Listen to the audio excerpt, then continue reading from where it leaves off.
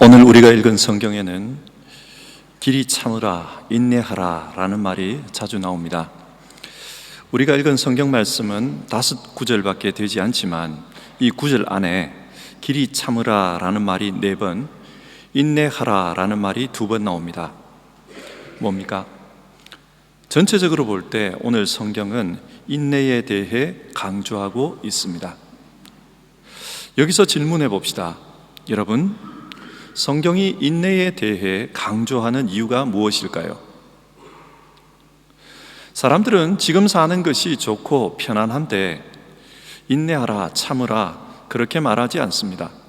사는 것이 힘들고 어렵기 때문에 참고 견디라 그렇게 말합니다.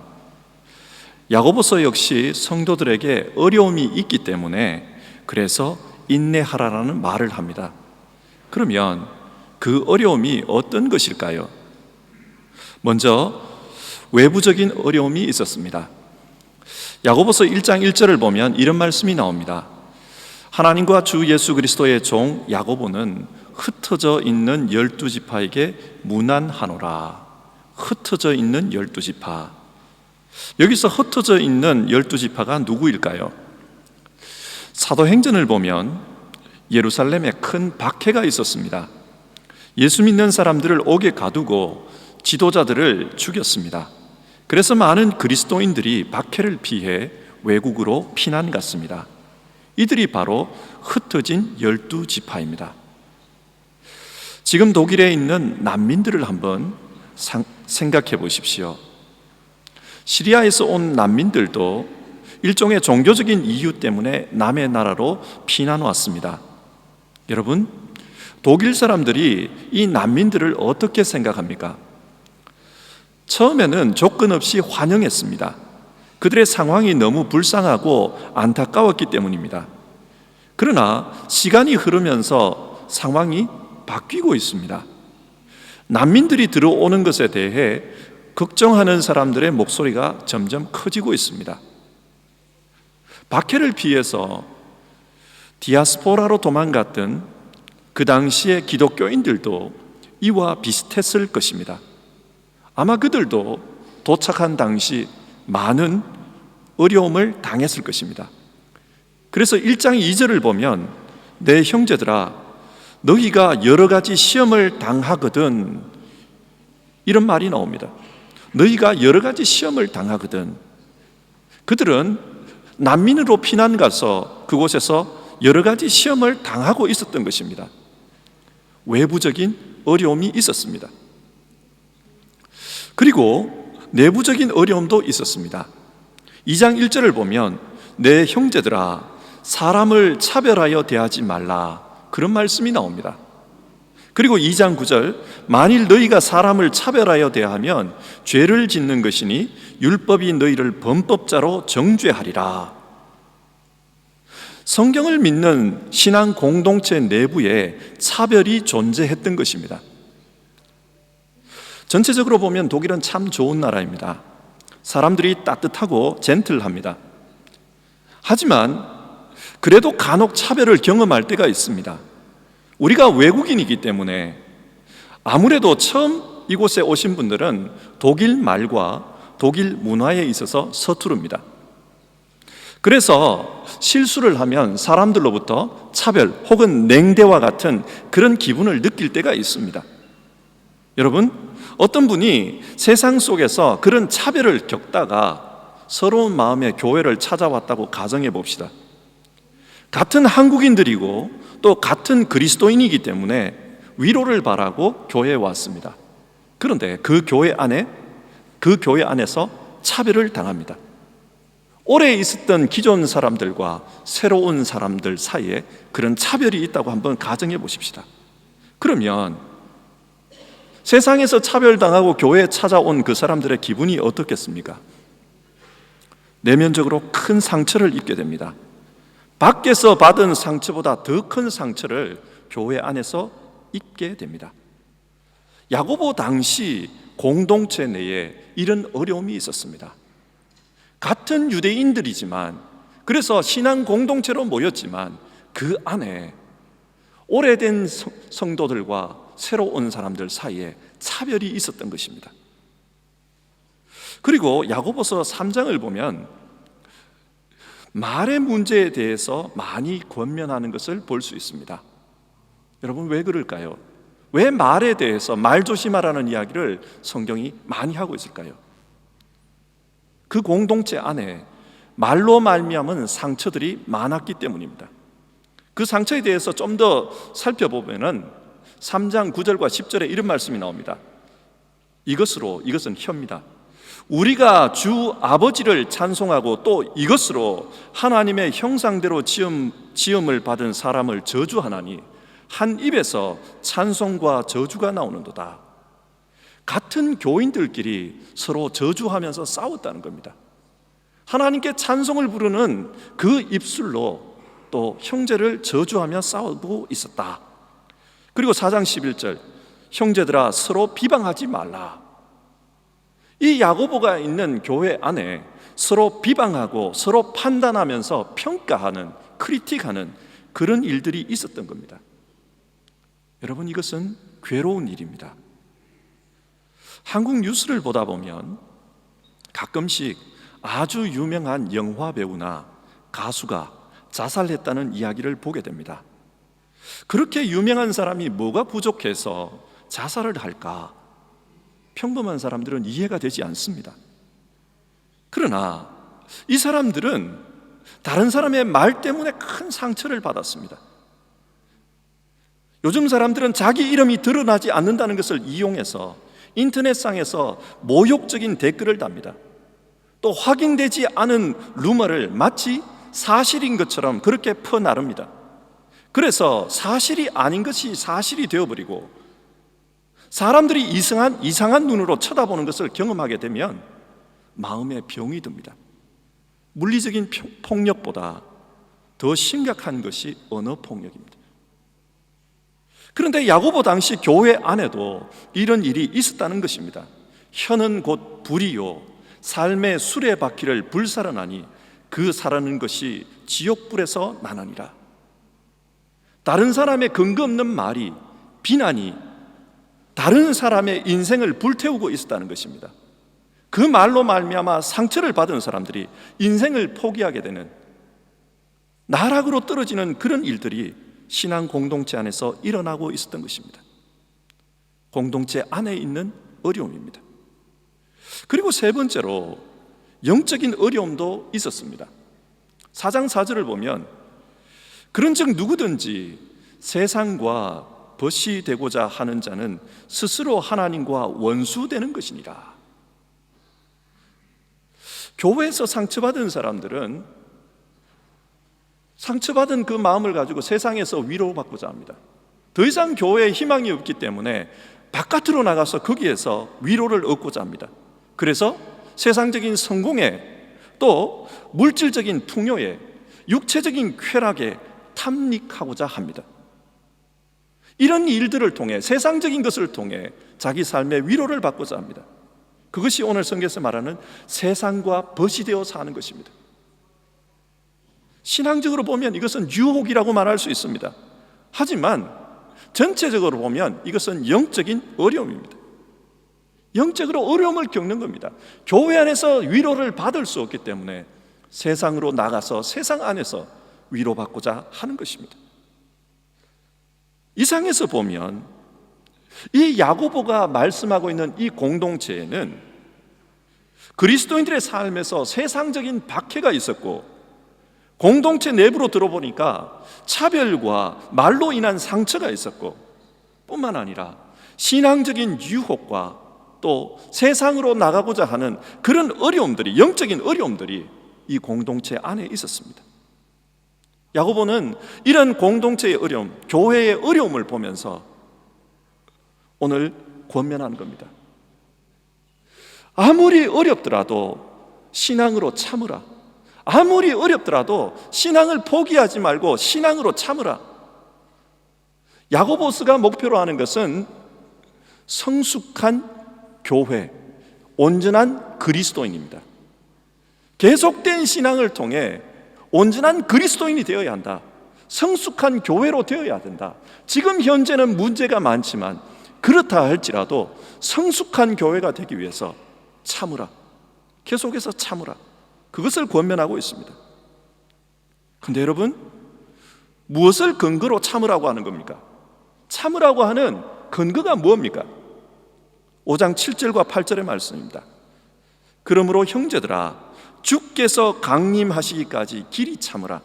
주의 강림이 가까우니라. 계속해서 참아야 될 이유는 주님의 강림이 가깝기 때문입니다. 제자들은 예수님께서 이 세상에 다시 오시기를 기다리고 있었습니다. 그러나 현실적으로 긴 시간이 흘렀지만 주님은 오시지 않았습니다. 성경은 주님이 곧 오신다고 그렇게 말씀했는데 긴 시간 동안 기다려도 주님은 오시지 않았습니다. 여러분, 곧 오신다고 했는데 오시지 않으면은 이 성경을 읽는 사람들은 어떤 생각이 들었겠습니까? 믿음이 흔들립니다. 성경의 증언이 거짓이 아닌가? 믿음이 흔들립니다. 그래서 8절을 보면 성경이 이런 말을 합니다. 길이 참고 마음을 굳게 하라. 마음을 굳건하게 해서 믿음에서 흔들리지 않도록 하라는 말입니다. 이 말은 그 당시에 많은 사람들이 흔들리고 있었다는 뜻입니다. 마음이 흔들리고 주께서 오실까 안 오실까 흔들리고 있는 이 사람들에게 왜 믿음을 굳게 해라, 마음을 굳게 해라 그렇게 말합니까? 9절을 보면 심판주가 문 밖에 계시니라. 심판하신 주님이 문 밖에 서 계신다는 겁니다. 문 밖에 서 있다는 이 말을 다르게 번역하면 바로 문 앞에 서 있다는 말입니다. 지금 곧 들어오시기 위해서 바로 문 앞에 서 계십니다. 그러니까 주님의 오심은 임박하다는 겁니다. 근데 여러분, 우리가 성경을 전체적으로 보면 성경은 예수님이 언제 다시 오실지 모른다고 했습니다. 모른다고 해놓고 왜 임박했다라고 성경은 말하는 것일까요?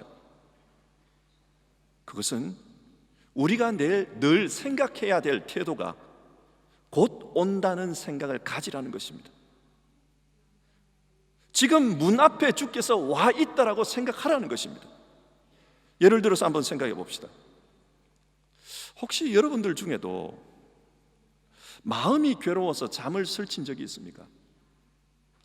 너무 마음이 힘들어서 밥을 먹지 못한 적이 있습니까? 걱정이 너무 많아서 지금 자다가 내가 침대에서 다시 일어나지 않았으면 좋겠다 그렇게 생각했던 적이 있습니까? 그런 사람에게, 그런 괴로움 속에 있는 사람에게 주님은 안 오셔, 주님은 100년 뒤 혹은 200년 뒤에나 오실 거야, 그렇게 말한다고 한번 가정해 봅시다. 그렇다면 여러분, 이 괴로움을 가지고 있는 사람이 현실을 살아낼 수 있을까요? 없습니다. 지금 당장 죽을 것 같은데 100년, 200년 후에나 주께서 오신다, 믿음의 근거가 되지 못합니다. 삶을 포기하고 맙니다. 그러나 오늘 저녁, 아니 내일 아침에 오실 수도 있다 이렇게 생각한다면 이 시간만 견디면 된다, 그러면 주님께서 오셔서 구원해 주실 거다, 희망이 생기는 겁니다. 그래서 성경은 우리에게 말합니다. 주께서 지금 문 밖에 서 계신다, 그 믿음을 가지고 살아라는 겁니다. 그렇게 살면 어떻게 되는가? 성경 말씀합니다. 끝까지 견디는 자는 구원을 얻으리라. 그렇게 견디면 주께서 구원해 주신다는 사실입니다. 반대로 끝까지 견디지 못하는 사람은 문 밖에 서 계시는 그 주님에게 심판을 받게 될 것입니다. 그래서 성경은 주께서 가까이 계시니까 어려움이 있더라도 끝까지 견디라고 말합니다. 그러면 또 다른 질문을 해보게 됩니다. 어떤 방식으로 견디라는 말입니까? 9절에서 이런 말씀을 합니다. 형제들아, 서로 원망하지 말라. 그리하여야 심판을 면하리라. 끝까지 견디는 방법은 원망하지 말라는 거예요. 여기서 원망이라는 말은 헬라로 스테나조라는 단어인데, 이것은 투덜거리는 것, 뭔가를 비판하는 것을 의미합니다. 예를 들어 민수기 13장과 14장을 보면 출애굽한 이스라엘 백성이 가나안 땅에 12정탐꾼을 보내는 이야기가 나옵니다. 그 12명 중에 10명이 가나안 땅에 대해서 보고 와서 악평을 합니다. 투덜거리기 시작합니다. 그리고 애굽 땅에서 광야로 인도해낸 모세와 아론을 원망하기 시작합니다. 이게 원망입니다. 실제로 출애굽한 1세대들, 그 사람들이 어떻게 되었습니까? 출애굽한 1세대들은 가나안 땅에 들어가지를 못했습니다. 왜 못 들어갔습니까? 문제는 원망이었습니다. 그들은 원망하다가 인생을 끝냈습니다. 원망은 심판을 면하지 못한다, 구원을 이루지 못한다는 뜻입니다. 기욤이라는 어떤 신앙인이 이런 말을 했습니다. 내가 처음 믿기 시작할 때는 이웃에 대해 참기 힘들었다. 그러나 이제 신앙에 성숙해져 가는 과정에서는 나 자신이 가장 참기 어려운 대상이다. 그렇습니다. 처음 신앙생활을 할 때는 다른 사람들 때문에 힘듭니다. 때로는 다른 사람 때문에 시험에 들기도 합니다. 다른 사람을 보면서 원망이 나옵니다. 그러나 신앙이 좀 성숙해지면은 이제는 다른 사람이 문제가 아니라 나 자신이 문제입니다. 하나님의 말씀은 거울과 같습니다. 그래서 하나님의 말씀을 가까이 하면 할수록 자꾸만 내 자신의 모습이 보입니다.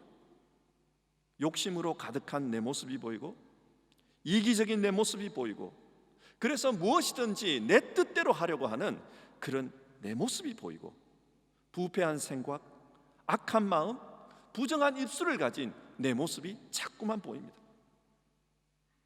그래서 자기 자신에 대한 그런 실망과 투덜거림이 나옵니다. 신앙생활이 조금 깊어지면 이제는 남이 아니라 나 자신 때문에 원망이 나옵니다. 나는 왜 이런가? 인간이 왜 이렇게 생겼는가? 나는 왜 이렇게 안 되는가? 그러나 그 단계를 넘어서고 나면은 그 다음에는 나 자신 때문이 아니라 하나님 때문에 원망이 나옵니다. 지금 우리가 살고 있는 세상을 한번 보십시오. 세상에는 아무런 죄도 없을 것 같은 그런 어린 아이들이 테러의 희생물이 되는 것을 봅니다. 정말 열심히 살아가는 정직한 사람들이 불행을 겪는 것을 봅니다. 반대로 부정하고 악한 사람들이 성공하고 권세를 누리는 것도 우리는 보고 있습니다. 요즘처럼 IS가 난동을 부리는 이런 세상을 보면 하나님이 어디 계십니까?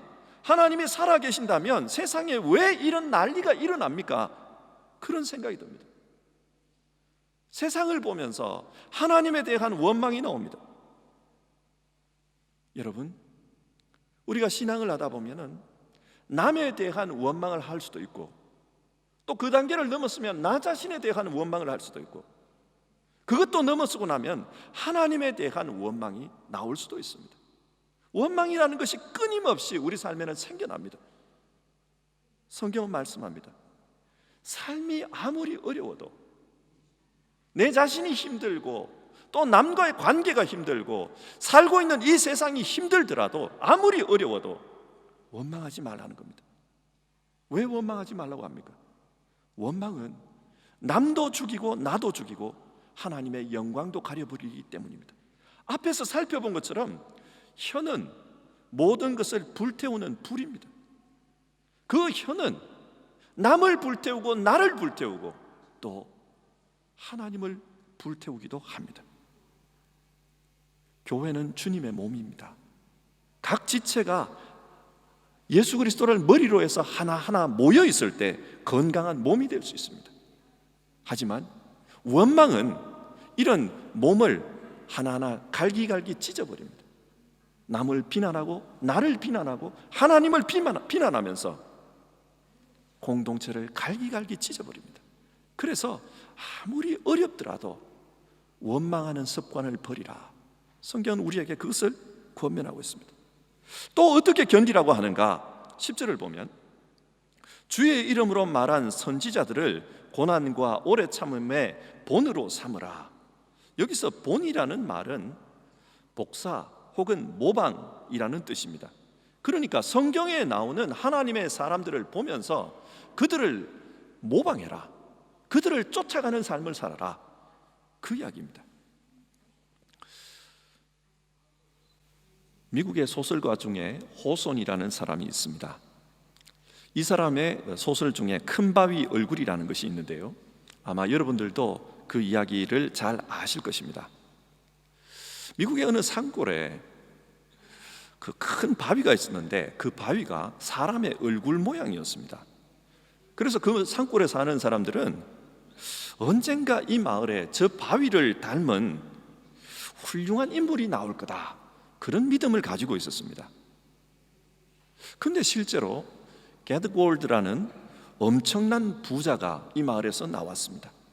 그래서 사람들은 저 사람이 바로 큰 바위 얼굴인가 보다, 그런 생각을 했어요. 근데 시간이 좀 지나고 보니까 그 사람은 너무 탐욕스러운 사람이었어요. 인색하고 탐욕스러운 구두쇠였습니다. 사람들은 저 사람은 아니다, 큰 바위 얼굴이 아니다, 그렇게 생각했어요. 그리고 또 시간이 좀 더 흘러서 썬더라는 장군이 나왔습니다.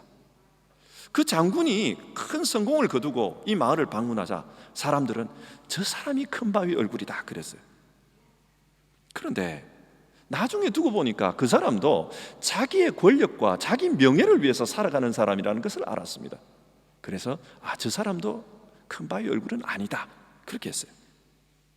그리고 조금 더 지나서 피츠라는 아주 유명한 정치인이 나왔습니다. 그 사람이 선거에 출마하기 위해서 유세를 하러 그 동네에 왔습니다. 그래서 사람들이 그 사람을 보면서 저 사람 봐라, 큰 바위 얼굴을 닮았다, 저 사람이 바로 우리 마을에 내려오는 전설의 그 사람인가 보다, 그런 이야기를 했어요. 그런데 그 사람도 아니었습니다. 사람들은 다 이 사람이다 저 사람이다 했지만 다 아니었습니다. 이 소설에서 큰 바위 얼굴은 누구였나? 어릴 때부터 그 마을에서 그 바위를 보면서 자란 어니스트라는 사람이었습니다. 이 어니스트라는 사람은 어릴 때부터 큰 바위 얼굴의 사람은 어떤 사람일까? 그 사람이 나타나면은 어떤 일이 벌어질까? 늘 그 생각을 했다라는 거예요. 그래서 그 사람은 이 사람도 아니다 저 사람도 아니다 그런 이야기를 들으면서 그래, 남을 도우면서 살아야지, 그래, 이기적으로 살지 말아야지, 내 것만을 위해서 살지 말아야지, 이렇게 생각하기 시작했습니다. 그렇게 살다 보니 이 어니스트가 나이가 많은 백발의 노신사가 되었을 때 사람들은 이 어니스트를 보고 저 사람이 큰 바위 얼굴이다, 그렇게 이야기하기 시작한 거예요. 왜냐? 이 사람은 너무 친절한 사람입니다. 다른 사람의 이야기를 다 들어줍니다. 이 사람은 너무 성실한 사람입니다. 그의 이름 어니스트처럼 그렇게 정직한 사람이었습니다. 그래서 사람들은 이 어니스트를 큰 바위 얼굴이라고 했습니다. 비록 평범하고 보잘것없는 사람이지만 그를 큰 바위 얼굴이라고 했습니다. 여러분, 이 소설이 우리에게 주는 교훈이 뭡니까? 누군가를 모델로 삼고 그 사람을 평생 쳐다보면서 살면 자기도 그 모델과 똑같은 사람이 된다는 사실입니다. 그래서 성경은 우리에게 성경에 나오는 인내의 인물들을 닮아가라고, 복사하라고, 모방하라고 그렇게 말합니다. 그렇게 성경을 가까이 하면 바로 우리 자신들이 성경이 말하는 그 인물이 될 것이다, 그 이야기입니다. 성경은 우리에게 하나님의 말씀을 가까이 하는 것이 인내의 방법이고 또 인내를 통해서 얻을 열매라고 이야기해 줍니다. 자, 여러분, 이렇게 인내하면서 신앙을 지키면 그 결과가 어떻게 되는가? 11절은 이렇게 말합니다. 보라, 인내하는 자를 우리가 복되다 하나니, 복된 사람이 된다는 거예요. 그 예시로서 욥을 제시합니다. 욥은 고난을 상징하는 인물입니다. 그는 건강의 어려움을 당했고 가정이 부서지는 어려움을 당했고 경제적인 파탄을 경험한 그런 인물입니다. 그러나 결국 하나님이 그를 복되게 하셨습니다. 그래서 그는 갑절의 축복을 받았다, 성경 그렇게 이야기합니다. 어떤 어려움 속에서도 믿음을 부여잡으면서 인내하며 끝까지 신앙하면 하나님께서 그를 복되게 하신다는 것을 성경은 우리에게 교훈합니다. 말씀을 맺겠습니다. 야고보스는 온전한 그리스도인이 되라. 그리고 성숙한 교회가 되라. 그것을 위해서 우리에게 이 편지를 쓰고 있습니다. 하지만 현실의 교회가 처해 있는 것은 외부적인 어려움이 있습니다. 내부적인 어려움도 있습니다. 영적인 어려움도 있습니다. 그 어려움을 생각하면 목표로 삼았던 온전한 그리스도인, 성숙한 교회가 될 것 같지가 않습니다. 이런 상황 속에서 오늘 말씀은 인내하며 부여잡고 가라는 겁니다. 인내하면서 부여잡고 가면 마지막에 주께서 욥에게 주셨던 복처럼 그런 복을 주실 것이다. 그 이야기를 합니다. 오늘은 베를린 소망교회 창립 기념주일입니다. 1992년 12월 첫 주일에 창립 예배를 드렸습니다. 고백교회와 영락교회가 연합해서 소망교회라는 이름으로 첫 예배를 드렸습니다. 그때 예배를 드릴 때 이 자리에는 교인의 수가 그렇게 많지 않았습니다. 그러나 지금은 베를린에서 제일 많은 사람들이 모이는 교회가 되었습니다. 어떻게 이것이 가능했을까요? 먼저는 하나님의 은혜입니다. 또 더 나아가서 생각해 보면은 수고한 여러분들의 열매입니다. 교회를 위해서 수고하신 분들은 그동안에 많은 인내를 하셨을 것입니다.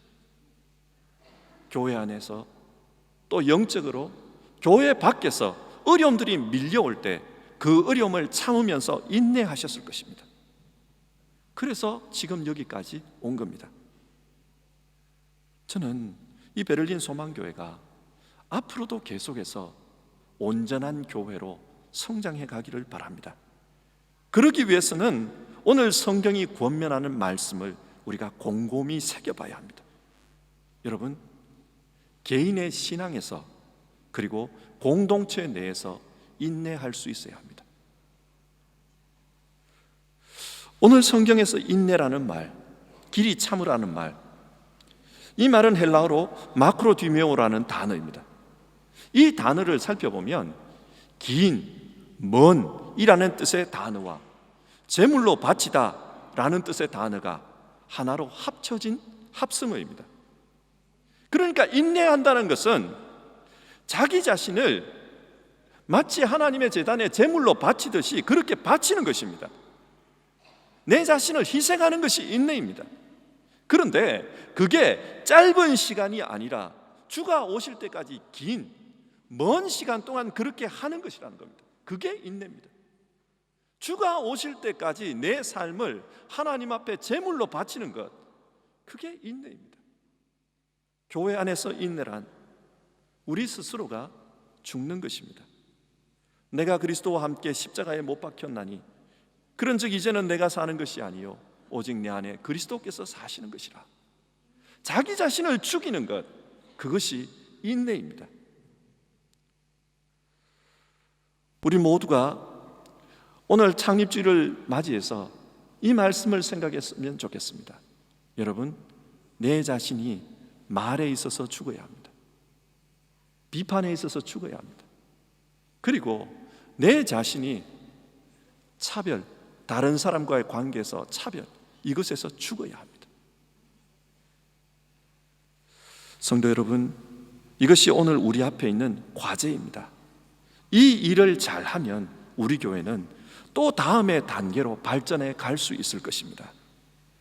교회 창립주일 예배를 드리면서 우리 안에 있는 과제를 잘 생각합시다. 그리고 우리가 어떻게 신앙해야 할지를 기억합시다. 기도하겠습니다.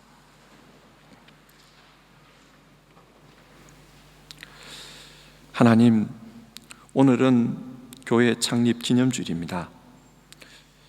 교회를 세워주시고 지금까지 이끌어주신 하나님께 감사를 드립니다. 이 교회 주일에 어린이로부터 어르신에 이르기까지 함께 예배를 드립니다. 우리 모두가 오늘 성경 말씀대로 인내하며 믿음의 길을 묵묵히 갈 수 있기를 바랍니다. 농부이신 하나님께서 우리를 어떻게 기르고 또 어떤 열매를 맺으실지 우리는 알 수 없지만 하나님의 역사를 믿으며 인내하는 가운데 신앙하기 바랍니다. 그래서 더 성숙하고 더 큰 일을 감당하는 교회로 자라가기를 소망합니다. 지금까지 인내하며 교회를 봉사하신 분들, 겸손하게 주를 섬기신 분들, 주께서 위로하시고 욥의 복으로 갚아 주시옵소서. 그리고 주님의 뜻을 쫓아 더 큰 길로 나아갈 수 있도록 모든 성도들을 주께서 세워 주시옵소서. 예수님의 이름으로 기도드립니다. 아멘.